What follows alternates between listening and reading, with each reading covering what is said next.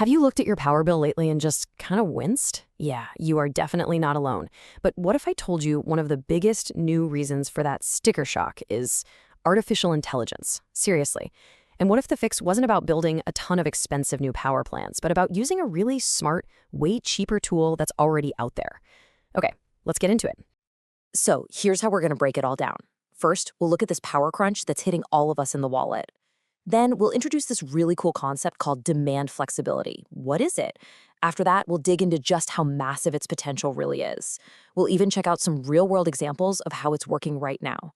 And finally, we'll talk about what's next and, what the path forward looks like. All right, let's kick things off with the problem itself. And look, it is not just in your head.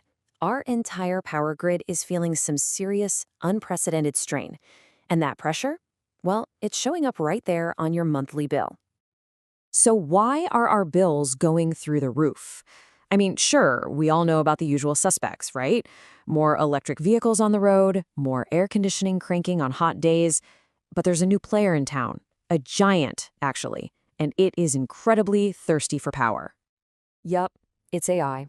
The absolute explosion of data centers needed to power all this new artificial intelligence is creating just a colossal new demand for electricity. And it's putting a ton of strain on a grid that, let's be honest, was already kind of stretched to its limit. And just to give you a sense of scale here, we're talking about a projected 20% growth in peak power demand in the US over the next decade. Now, 20% might not sound like a huge number, but for an energy grid, that is a monumental, almost unheard of leap. And this is where it really hits home, right, for all of us. Just this year, the average price for power in a household is already up 9.5%. And in some places, it's way, way worse. Take Missouri, for example. They saw a shocking 38% jump. Ouch. This isn't just about the money either. The stakes are actually much higher.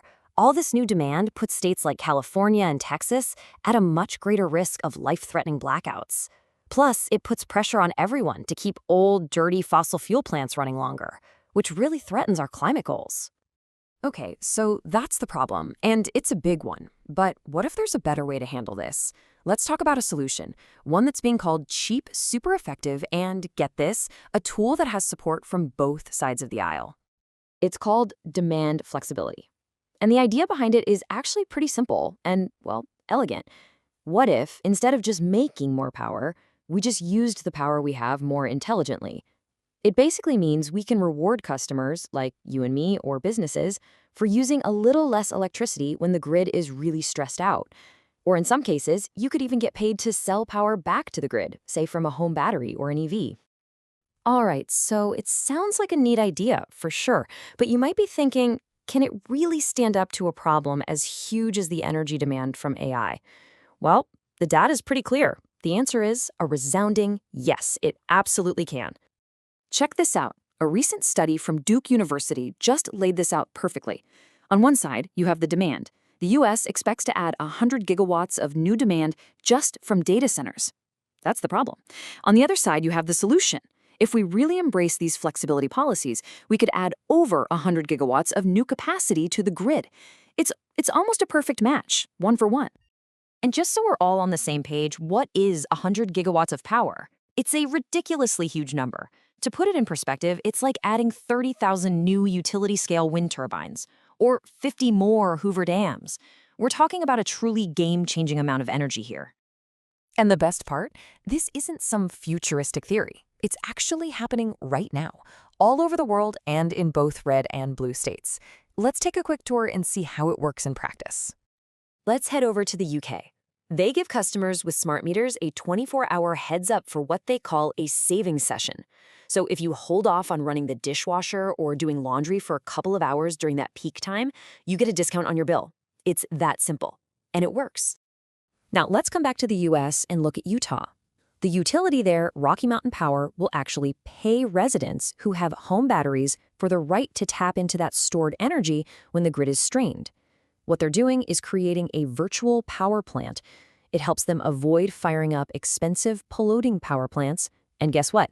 It helps Utah keep some of the lowest power bills in the entire country. And this isn't a partisan thing at all. Over in Maryland, the utility there offers rebates for smart thermostats. And they're even paying homeowners to let them pull a little power from their EV batteries during emergencies. They're basically turning thousands of cars into a giant distributed backup battery for the whole grid. How cool is that? And sometimes this is about pure public safety. Remember that awful winter storm in Texas back in 2021? Well, after that, the state passed a law that says huge energy users, yep, including those new data centers, have to be able to be disconnected remotely during an emergency. It's basically a last resort, a crucial tool to prevent the kind of catastrophic blackouts we saw then. Okay, so at this point, you're probably wondering, if this thing is so great and it clearly works, why isn't it just this standard everywhere? And that's a great question. It brings us to the biggest roadblock, which is a fundamental clash between the way our system is designed and what we actually need it to do. So here's the tension, in a nutshell. For-profit utility companies, for the most part, are incentivized to build big, expensive new stuff, power plants, transmission lines. Why? Because they're guaranteed to make a profit on those huge investments. But what do we, the consumers, want? We just want our lights to stay on for the lowest possible price. And the way to do that is by using the stuff we've already built, but just more efficiently. And this isn't theoretical. You can see this battle playing out in real time. On the one hand, you have California, where a bill that would have simply studied demand flexibility got vetoed. The reason given, a crushing workload for regulators. But then you look at North Carolina, where the governor has created a special task force specifically to make these kinds of flexible solutions a top priority. It's a real fork in the road. The energy entrepreneur Jagar Shah really just cuts right to the chase. He says the only thing that's going to work right now is to force utility companies to use what they've already paid for more efficiently. And that's really the heart of it. It's all about shifting the entire incentive structure away from just building more and towards being smarter. So that's where we are. We're facing this huge new wave of energy demand, and it leaves us with a really fundamental choice. Are we going to stick with the old playbook, the expensive model of just building more and more power plants? Or are we going to choose a smarter path, a more efficient, more affordable approach that's all about getting the most out of the power we already have? The answer to that question is going to define a lot more than just our next electricity bill. It's going to define our entire energy future.